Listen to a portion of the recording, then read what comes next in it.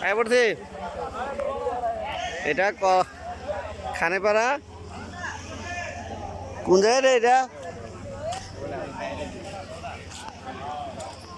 পানির স্রোত দেখছ কুদরু গেছিলি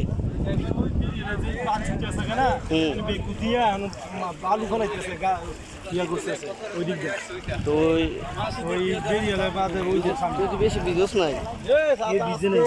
তো এই বুঝছি না আরো ওই যে যা বাজারও পানি আছে ওইদিকে একটু বাড়ি ঘর কি বেশি প্লাবিত হয়েছে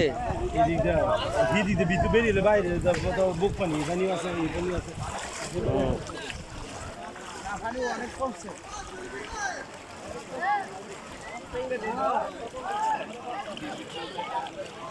এই ধরো